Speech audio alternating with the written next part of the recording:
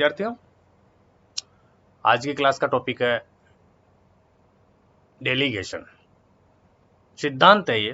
Public administration में जो विभिन्न सिद्धांत है उनमें से एक सिद्धांत है डेलीगेशन। हिंदी में इसको प्रत्यायोजन बोलते हैं। तो आज हम ये डेलीगेशन बहुत इंपॉर्टेंट सिद्धांत है सब्जेक्ट के हिसाब से। तो आज हम ये पढ़ेंगे कि डेलीगेशन किसे कहते हैं, डेलीगेशन की आवश्यकता क्या होती है, डेलीगेशन की क्या इंपॉर्टेंस होती है, ये हमारे लिए जानना जरूरी है। तो डेलीगेशन के जो प्रमुख शुरुआत की जो बातें हैं, इसको मैंने आपको पहले ही बताया कि डेलीगेशन को हिंदी में प्रत्यायोजन बोलते हैं। तो आपने कई बार पढ़ा होगा प्रत्यायोजित विधान, डेलीगेटेड लेजिस्लेशन। तो जब आप डेलीगेशन समझ जाएंगे तो डेलीगेशन से डेलीगेटेड लेजिस्लेशन वगैरह इजीली समझ में आ जाएगा। तो डेलीगेशन वगैरह समझना जरूरी है। सबसे पहले हमारे लिए प्रत्यायोजन का अर्थ जानना जरूरी है कि प्रत्यायोजन का मीनिंग क्या है।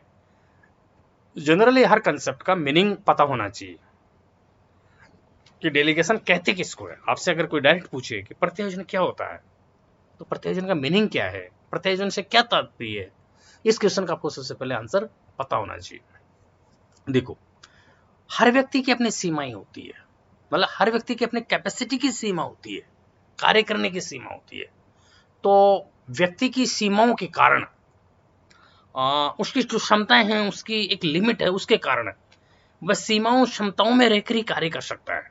जब बहुत ज्यादा उसके पर कार्यभार बढ़ेगा, अथवा उसका तकनीकी पहलू जटिल होने लगेगा और वो उस तकनीकी पहलू को नहीं जानता है, तो वह अपने कार्यभार को कम करने की आवश्यकता फील करेगा। ठीक है ना। इस आवश्यकता की पूर्ति अर्थात कार्यभार को कम करने के लिए अन्य व्यक्तियों को अपने कार्य का कुछ भाग आवश्यक अधिकारों से सौंपना प्रत्यायोजन कहलाता है। सामान्य भाषा में, सामान्य शब्दों में, बिल्कुल सिंपल वर्ड्स में, मतलब जब कार्यभार बहुत बढ़ जाए या तकनीकी पहलुओं से परिचित नहीं हो उच्च अधिकारी, तो इस आवश्यकता की पूर्ति हेतु, अर्थात किस आवश्यकता की पूर्ति हेतु, कार्यभार को कम करने के लिए अन्य व्यक्तियों को अपने कार्य का कुछ भाग आवश्यक अधिकारों सहित सौंपना प्रत्यायोजन कहलाता है। ठीक है। अब जो मैंने ये लाइन बोली, इससे स्पष्ट होता है कि प्रत्यायोजन एक प्रक्रिया है जिसके द्वारा एक उच्च अधिकारी अपने कुल कार्य को अथवा अपने कुल कार्य को स्वयं के तथा अपने अधीनस्थों के मध्य वितरित करता है, डिस्ट्रीब्यूट करता है कार्यों को। ठीक है ना। जिससे कि क्रियात्मक एवं प्रबंधकीय विशिष्टीकरण की प्राप्ति की जा सके। ठीक है। मतलब कार्यों को नीचे वालों को सौंपता है। ठीक है। लेकिन ये प्रत्यायोजन का मतलब ये नहीं है कि वो कार्य को सौंपता है लेकिन रेस्पॉन्सिबिलिटी उसी की रहती है। ठीक है। उत्तरदायित्व तो अधिकारों को सौंपने वाले का ही रहेगा। तो ये एक प्रत्यायोजन की सामान्य, एक जनरल मीनिंग है प्रत्यायोजन का। अब आप समझ लीजिए प्रत्यायोजन होता क्या है। ठीक है। मतलब आपने पद सोपान के सिद्धांत में समझ गए कि संगठन में पद सोपान व्यवस्था होती है जिसमें उच्च अधिकारी और नियमन अधिकारी ये होता है। उच्च अधीनस्थ, मतलब एक सोपान व्यवस्था बनी हुई है, उच्च अधिकारी, फिर उससे नीचे अधिकारी, फिर उसके नीचे वाले अधिकारी, इस प्रकार की। तो सभी पदों को, हर पद के, हर स्तर के जो पद है उनके लिए निर्धारित कार्य के निष्पादन हेतु सत्ता या अधिकार प्रदान किए जाते हैं। ठीक है। तो उच्च अधिकारी जो है मतलब जो कार्य एवं अधिकार नीचे वालों को सौंप देता है, तो इसे प्रत्यायोजन या भारार्पण कहते हैं। ठीक है। अब मीनिंग जब आपके समझ में आया, डेलीगेशन, प्रत्यायोजन अंग्रेजी शब्द है, डेलीगेशन मैंने आपको शुरू में लिखा। डेलीगेशन का हिंदी अर्थ प्रत्यायोजन है। डेलीगेशन वर्ड है डेलीगेट से बना हुआ वर्ड है डेलीगेशन। डेलीगेट का मतलब होता है प्रतिनिधि। इसका मूल शब्द है डेलीगेयर। इस वर्ड डेलीगेशन का मूल शब्द डेलीगेयर है। प्रतिनिधि वह चयनित या मनोनीत व्यक्ति होता है जो किसी दूसरे के विचार या दृष्टिकोण व्यक्त करने के लिए अधिकृत किया जाता है। ठीक है ना। मतलब डेलीगेशन का तात्पर्य हुआ किसी को अधिकार एवं कार्य सौंप देने की प्रक्रिया। ठीक है। ये प्रत्यायोजन का अर्थ हुआ। ठीक है। प्रत्यायोजन का दोबारा मैं भाषा में बोलता हूं। प्रत्यायोजन का मतलब है कि एक प्रत्यायोजन कार्यभार को कम करने के लिए उच्च अधिकारी द्वारा अधीनस्थ व्यक्तियों को अपने कार्य का कुछ भाग आवश्यक अधिकारों से सौंपना प्रत्यायोजन कहलाता है। अब प्रत्यायोजन की परिभाषाएं, विभिन्न विद्वानों ने प्रत्यायोजन की विभिन्न परिभाषाएं दी है। बुक में भी मिलेगी आपको। विभिन्न लोगों ने विभिन्न तरीके से प्रत्यायोजन को परिभाषित किया है। ठीक है। जैसे थियो हेमन, जो विद्वान है थियो हेमन, उन्होंने कहा है सत्ता के प्रत्यायोजन का अर्थ अधीनस्थों को निर्धारित सीमाओं में कार्य करने हेतु अधिकार प्रदान करने से है। ठीक है। मूने, जेडी मूने ने प्रत्यायोजन को कैसे परिभाषित किया है? प्रत्यायोजन का अर्थ है किसी उच्च अधिकारी द्वारा नीचे के अधिकारियों को कुछ निश्चित अधिकार सौंप देना। ठीक है, देखो मूने क्या कह रहे हैं, प्रत्यायोजन का अर्थ है किसी उच्च अधिकारी द्वारा नीचे के अधिकारियों को कुछ निश्चित अधिकार सौंप देना, लेकिन निरीक्षण का और नियंत्रण का अधिकार हमेशा उच्च अधिकारी अपने पास ही रखता है। जैसे जॉर्ज आर टेरी ने प्रत्यायोजन को क्या कहा है? प्रत्यायोजन का अर्थ है संगठन की एक इकाई से दूसरी इकाई या एक व्यक्ति द्वारा दूसरे व्यक्ति को अधिकार सौंप देना। इसी प्रकार मिलेट ने भी प्रत्यायोजन को परिभाषित किया है। मिलेट के अनुसार सत्ता के प्रत्यायोजन का अर्थ है दूसरों को कर्तव्य सौंप देने से ज्यादा है। मिलेट ये कहते हैं कि सत्ता के प्रत्यायोजन का अर्थ दूसरे को कर्तव्य सौंप देने से कुछ अधिक है।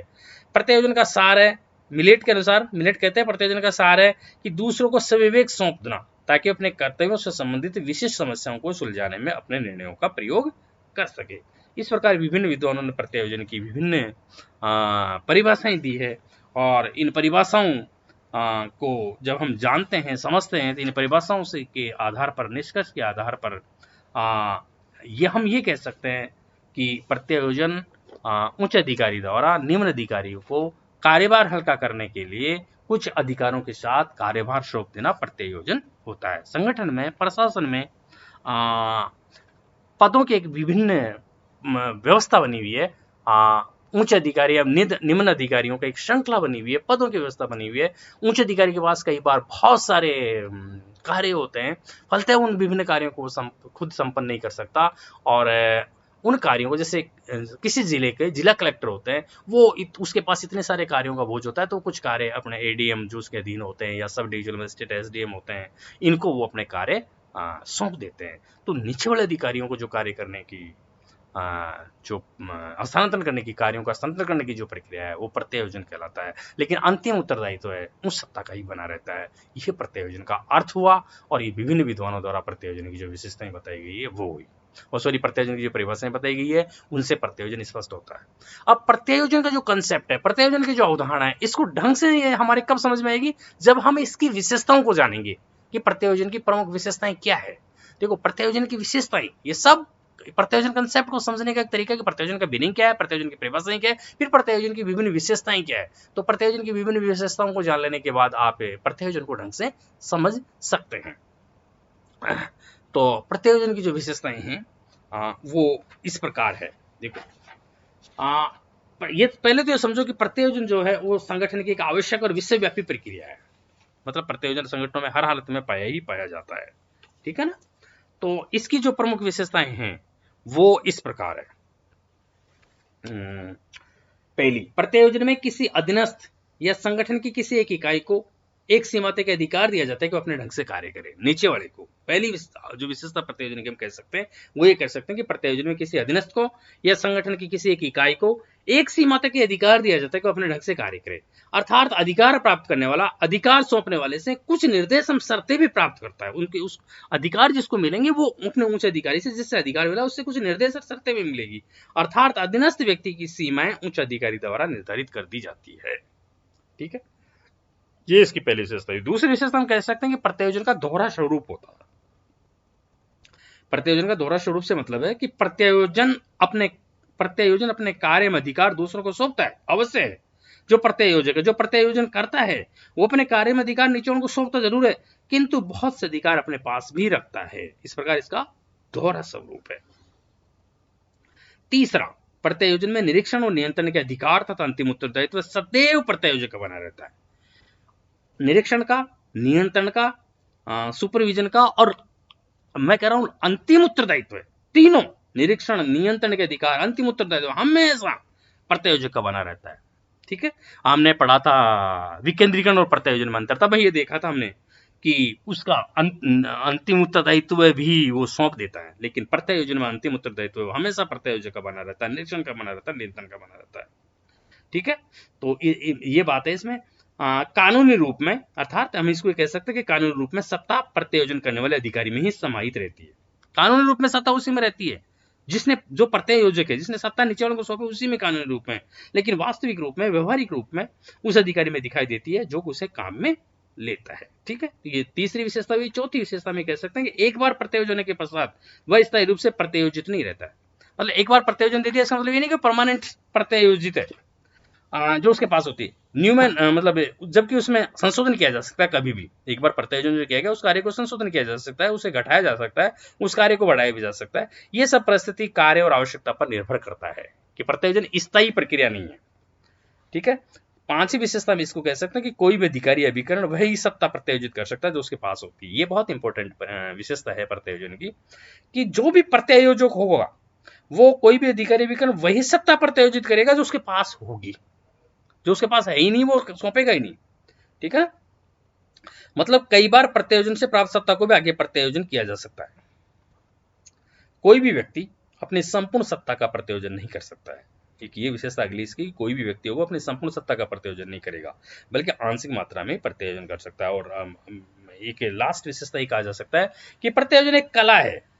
किस अधिकारी को कब और कितनी सत्ता देनी है तथा किस प्रकार नियंत्रण स्थापित किया जाना है, इसका निर्धारण प्रत्यायोजन करने वाला अधिकारी ही करता है। ये 5-7 विशेषताएं हैं प्रत्यायोजन की। दोबारा मैं आपको रिपीट करूं कि प्रत्यायोजन जो है वो अधीनस्थ को या संगठन की किसी इकाई को एक सीमा तक अधिकार दिया जाता है कि वो अपने ढंग से कार्य करे। दूसरा, प्रत्यायोजन का दोहरा स्वरूप होता है। एक प्रत्यायोजन अपने अधिकार, कार्य में अधिकार दूसरे को सौंपता है, किंतु बहुत से अधिकार अपने पास भी रखता है। तीसरा, प्रत्यायोजक जो है वो सदैव निरीक्षण और नियंत्रण का अधिकार और अंतिम उत्तरदायित्व तो उसी का रहता है।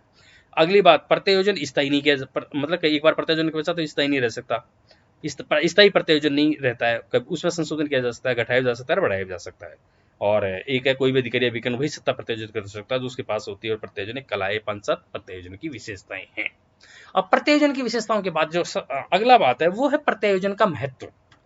आवश्यकता है कि इस सिद्धांत की क्या इंपॉर्टेंस है, क्यों इसको पब्लिक एडमिनिस्ट्रेशन में इतना इंपॉर्टेंट माना जाता है, क्यों प्रशासनिक सिद्धांतों में प्रत्यायोजन का जो महत्व वाला पोर्शन है ये बहुत आपको ये समझना है कि जो सिद्धांत है ये क्यों इंपॉर्टेंट है, क्यों महत्व, इसकी क्या आवश्यकता है। प्रत्यायोजन का महत्व, क्यों एक उच्च अधिकारी अपने अधीनस्थों को अपनी सत्ता का प्रत्यायोजन करता है, क्यों सौंपता है अधीनस्थों को सत्ता। आप जब डिसेंट्रलाइजेशन, विकेंद्रीकरण वाला सिद्धांत ढंग से समझ लेंगे तो प्रत्यायोजन वाला सिद्धांत समझ लेंगे। इन दोनों में लेकिन डिफरेंस है। वो डिफरेंस क्या है हम विकेंद्रीकरण वाले सिद्धांत में बता चुके हैं। आप चाहेंगे तो दोबारा भी चर्चा कर लेंगे। मतलब मेन बात यह है कि प्रत्यायोजन की आवश्यकता है, महत्व है, ये जानना जरूरी है। जब हम आज अब तक हम ये समझ गए कि प्रत्यायोजन का अर्थ क्या है, मीनिंग क्या है, विभिन्न विद्वानों ने प्रत्यायोजन की क्या परिभाषाएं दी है और प्रत्यायोजन की क्या क्या प्रमुख विशेषताएं, ये जान लेने के बाद ये सिद्धांत इतना इंपॉर्टेंट क्यों है, व्हाट इज इंपॉर्टेंसी, इसकी इंपॉर्टेंसी क्यों है, महत्व, आवश्यकता क्यों है, ये भी हमारे लिए जानना जरूरी है। और फिर लास्ट में प्रत्यायोजन के तत्व। देखो, प्रत्यायोजन का जो महत्व है इसके विद्वानों ने विभिन्न पॉइंट्स बताए, विभिन्न इसके महत्व बताए हैं। कोई भी शासन व्यवस्था, संगठनात्मक शासन प्रणाली तथा प्रशासनिक तंत्र बिना प्रत्यायोजन के सफलता कुशलतापूर्वक कार्य नहीं कर सकता। मेन बात यह है, पहले आपको ये समझना है कि कोई भी शासन प्रणाली और कोई भी संगठनात्मक प्रणाली, कोई भी प्रशासनिक तंत्र बिना प्रत्यायोजन के कार्य कर ही नहीं सकता, क्योंकि उच्च अधिकारी के पास सत्ता होती है तो सारे स्वयं सभी कार्य स्वयं संपन्न नहीं कर सकता, इसलिए प्रत्यायोजन जरूरी है। ठीक है ना। तो प्रत्यायोजन की आवश्यकता महत्व सिद्ध करने के लिए जो प्रमुख एक फैक्ट मुद्दे हैं या प्रमुख बातें हैं वो निम्नलिखित आप नोट करें। पहला है कार्यबोझ। कार्यबोझ, कार्यबोझ मतलब वर्कलोड, हिंदी में इसको हम बोलेंगे वर्कलोड। किसी भी संगठन, इकाई, व्यक्ति में एक निश्चित सीमा तक की कार्य को समझने और निष्पादित करने की क्षमता होती है, कैपेसिटी होती है हर व्यक्ति की। जैविक क्षमता होती है, शारीरिक क्षमता होती है, मानसिक क्षमता होती है, सब एक व्यक्ति की लिमिट है। ठीक है ना। उससे ज्यादा हम उसको शारीरिक काम नहीं सौंप सकते, मानसिक काम नहीं सौंप सकते इत्यादि, मतलब उसकी एक लिमिट है, कैपेसिटी है। तो किसी भी संगठन में, इकाई, व्यक्ति में एक निश्चित सीमा तक की कार्य को समझने की और उसको करने की, निष्पादित करने की या उसको संपन्न करने की क्षमता होती है। यदि कार्य का बोझ या मात्रा बढ़ती चली जाती है तो एकमात्र जो रास्ता बचता है सबसे अच्छा वो यही है कि वो इसे दूसरों को प्रत्यायोजित कर दे ताकि कार्य सफलतापूर्वक संपन्न हो सके। तो समस्त प्रकार के कार्य स्वयं के कंधों पर लादने वाले अधिकारी न तो कार्यों को शीघ्रता से संपन्न कर पाते हैं और न ही मितव्ययिता से और कुशलता से कार्य कर पाते हैं। फलत है ऐसी स्थिति में जब कार्य बोझ, वर्क या कार्य बोझ को हम हिंदी में वर्कलोड कह सकते हैं, बहुत बढ़ जाता है, तो बुद्धिमानी इसी में होती है, समझदारी इसी में होती है कि वो कार्यभार को, अपने ऊपर जो कार्यभार है उसको वो अपने अधीनस्थों को सौंपे, उनको उनसे कार्य करवाए। इस कारण प्रत्यायोजन की आवश्यकता फील होती है। दूसरा जो इसका आवश्यकता में या महत्व में जो पॉइंट बताया जा सकता है वो है तकनीकी जटिलता। देखो, समय के साथ साथ विभिन्न कार्यों को संपन्न करने में विभिन्न तकनीकी जटिलताएं विकसित हुई है। तकनीकी जटिलताएं, तकनीकी, अब कार्यों को तकनीकी से संपन्न किया जाता है, तो टेक्निकल जटिलताएं जो है, तकनीकी जटिलताएं हैं, इनके कारण मतलब समय के साथ सभी प्रकार के संगठनों में कह सकते हैं तकनीकी जटिलता, तकनीकी विशेषज्ञ सेवाएं ये जो हैं ये बढ़ गई, फलतः इनके कारण प्रत्यायोजन की मात्रा बढ़ रही है। प्रत्येक अधिकारी के लिए संभव नहीं है, प्रशासनिक संगठनों में या प्रशासन में जो उच्च अधिकारी है उसमें प्रत्येक अधिकारी के लिए संभव नहीं है कि वह प्रशासन तथा संगठन के विषय में सभी तकनीकी बिंदुओं को गहनता स्पष्टता से समझता हो। हर तकनीकी बिंदु को गहनता से स्पष्टता से समझे उच्च अधिकारी, संभव नहीं है। तकनीकी विषयों से संबंधित जटिलताओं के कारण विवश होकर प्रमुख अधिकारी, तकनीकी विषयों से संबंधित जटिलताओं के कारण विवश होकर एक प्रमुख अधिकारी है वो विचार विमर्श, विश्लेषण तथा योजना निर्माण तथा संचालन का कार्य दूसरे विशेषज्ञ अधिकारियों को देने लगते हैं। ठीक है, तो ये जो तकनीकी जटिलताएं बढ़ गई है ये प्रत्यायोजन को बढ़ा रही है। तो प्रत्यायोजन का महत्व क्यों है, तकनीक आवश्यकता क्यों है, तकनीकी जटिलताओं के कारण प्रशासन में एवं प्रशासनिक कार्यों में विभिन्न तकनीकी जटिलताएं बढ़ जाने के कारण प्रत्यायोजन का महत्व बना हुआ है। तीसरा, समय की बचत। तीसरा जो पॉइंट हम कह सकते हैं प्रत्यायोजन के महत्व, वो कह सकते हैं समय की बचत। उच्च सत्ताधारी के पास संगठन इकाई की महत्वपूर्ण जिम्मेदारियां होती है। जो सर्वोच्च प्रशासनिक, जितने किसी भी संगठन में पद सोपान व्यवस्था में जितने ऊंचे अधिकारी होंगे उनके पास महत्वपूर्ण जिम्मेदारियां होती है। इन जिम्मेदारियों में नीति निर्धारण तथा नियोजन प्रमुख है। उच्च अधिकारी नीति निर्धारण करेंगे, प्लानिंग का कार्य करेंगे, पॉलिसी निर्माण का कार्य करेंगे। यदि उच्च अधिकारी चाहता है कि वह नीति निर्माण तथा नियोजन के क्रम में अधिक समय तक चिंतन करें, मतलब नीति निर्माण और नियोजन का कार्य बहुत ज्यादा समय दे और वो दैनंदिन कार्य जो day to day routine work है उससे वो मुक्त रहे, तो ऐसी स्थिति में वो डे टू डे कार्य जो है, सामान्य वो कार्य वो निम्न अधिकारियों को उसे ट्रांसफर करने ही पड़ेंगे। ठीक है, तो नियंत्रण, निर्देशन, नीति तथा नियोजन के अतिरिक्त अन्य कार्य जो है वो अधिकार है वो प्रत्यायोजित करने वाला अधिकारी अधीनस्थों को सौंप देता है और वही सफल रहता है। ठीक है, तो कार्य समय की बचत है, जो समय उससे बच जाता है वो समय वो फिर महत्वपूर्ण जिम्मेदारियों को निभाने में उच्च अधिकारी लगाता है। तो समय की बचत होती है प्रत्यायोजन करने से उच्च अधिकारियों की, इसका एक पॉइंट हो गया। दूसरा, अगला पॉइंट जो हम कह सकते हैं वो सीखने का माध्यम। कहा जाता है कि प्रत्यायोजन अपने आप में एक ट्रेनिंग है। प्रत्यायोजन क्या है? ट्रेनिंग।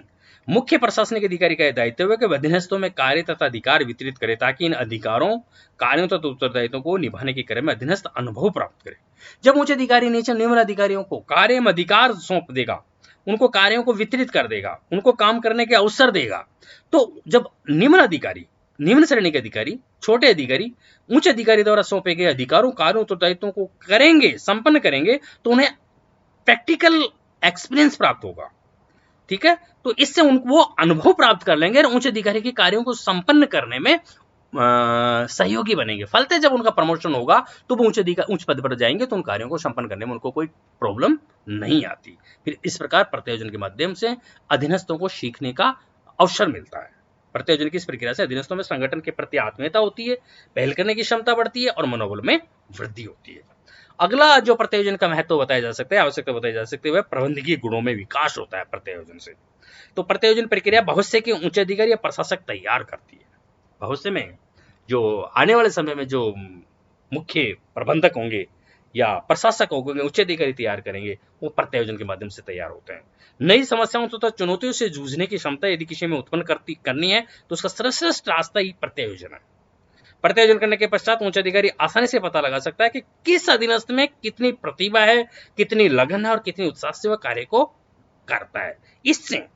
इस प्रक्रिया से प्रत्यायोजन के माध्यम से भविष्य के लिए अनुभवी प्रशासक तैयार हो जाते हैं। इस प्रकार प्रबंधकीय गुणों का विकास होता है, प्रशासकीय गुणों का विकास होता है प्रत्यायोजन के माध्यम से। अगला हम कह सकते हैं आवश्यकता का पॉइंट, संगठनात्मक लचीलेपन हेतु।